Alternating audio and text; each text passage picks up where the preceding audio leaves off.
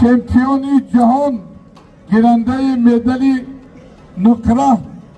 پهلوان چمپیون آسیا، چمپیون تاجیکستان برای تیم دادر ایمان نبی محمد خورکش قدردانی از نام رئیس ناحیه جامعه رو پوشان نمیده. بله جامعه رو در طور اکیفت فرق نداره.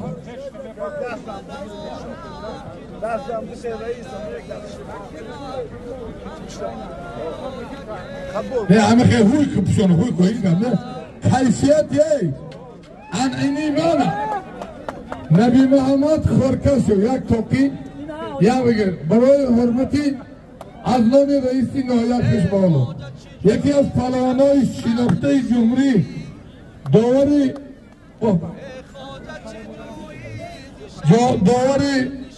جمهوری اکیم و استاد ما هاشم اینایه گزمالی خوشبالو یا برگت کسان خوشبالو بکی هاشم قدردانی حکومتی ناحیه دوستی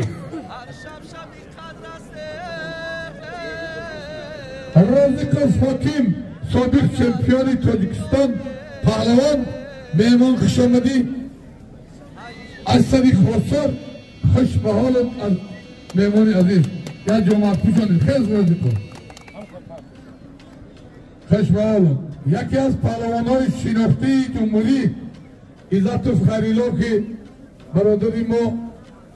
مزش نیست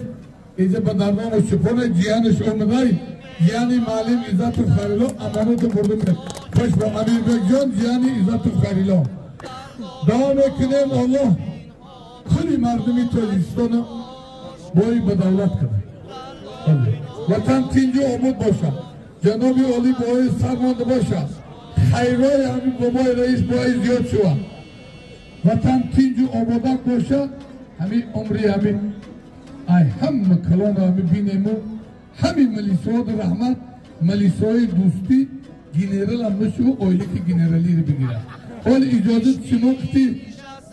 شیخ بابا نصرالله جان یک دعای خیر میکنن اگه خوش باید جامعی دیگه هم باشه یا نباشه خیر باشه بیاد دعای دولام آمد چه بای مولانم جان یا دعای خیر بام آمین بسیار بسیار خدا را شکر الحمدلله که به استقلالیت رسیدیم و این همه تنتنه ها و جشنگیری ها به خاطر همین استقلالیت است. خداوند مهربان این صلح و آسایشتگی و این آسمان صاف تا صبح قیامت در تاجیکستان عزیز مستدام می‌دارد و خداوند مهربان این پهلوانای ما را در عرصه جهانی چمپیون جهان و چمپیون المپیک شوند پرچم تاجیکستان عزیز برداشته شود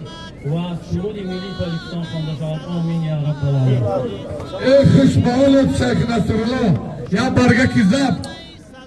برادر همین آدما یگان همین مطلقه که خاطر عزت و حرمت شد خوش به حال حکومت ناحیه دوستی بابای دولت